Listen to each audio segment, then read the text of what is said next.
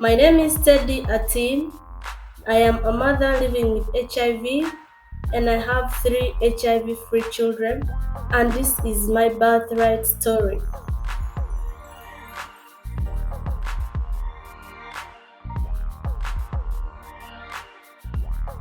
One of the things that's so interesting that we wanted to explore in this episode was the issues around, living with HIV and what that stigma and experience can look like both here in America, but also in our homeland, right? In our motherland, back in Africa, and to think about how these stories are similar. So tell us a little bit about what happened when you became pregnant and what that experience was like for you. The health worker had some connections with my mother-in-law, so she disclosed my status when I'd not yet known that she had disclosed. So when I reached home after like 1 month, when we were going for another visit, my mother-in-law had already known about my HIV status. So it was not really easy for me because she moved around the community disclosing my status. When it could reach time for eating, I couldn't eat with them together. So it was really a challenge at first. She could even advise my husband to take another wife since I was HIV positive. And they talked a lot of things like that woman can die at any time. So it was really so challenging to me.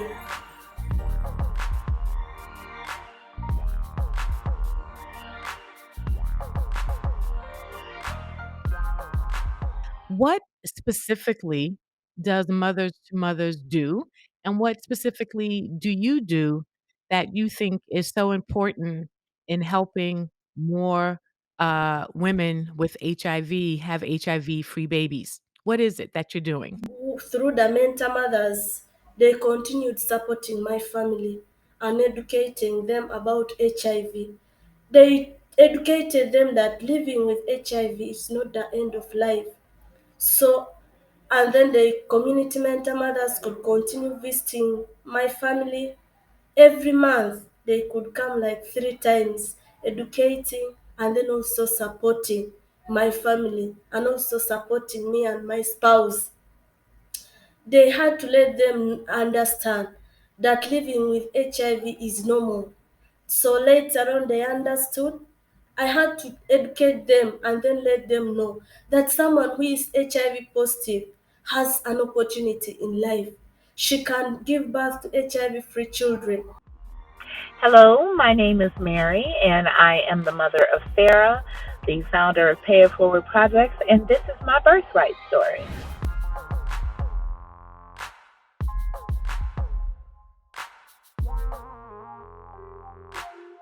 Thank you so much for joining us today, Mary. This episode, we're taking a special look at stigma and giving birth with stigma. Can you share with us your personal story? So, for me, the stigma came primarily from my environment. It was really more so of an anticipated stigma or an anticipated prejudice, you know, um, from what you hear in society, really. And just wanting to make sure that I didn't fall victim to that. So I went into this with a certain level of defensiveness for myself because I was determined not to let anybody categorize me or for any physician to base the level of care that they provide for me based on my sex, based on my race, or based on my diagnosis.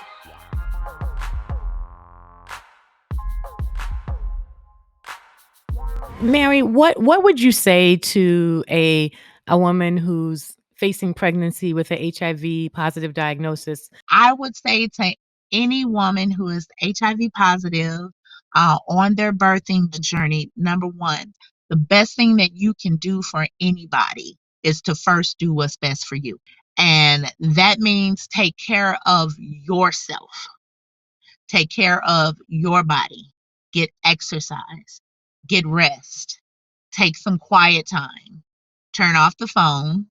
Don't spend the next, 6 to 8 months, worrying about the baby shower, or fixing up the room. Take time for yourself, for your mental health, for your physical health. Welcome to Birthright, a podcast about joy and healing in Black birth. Come get your joy.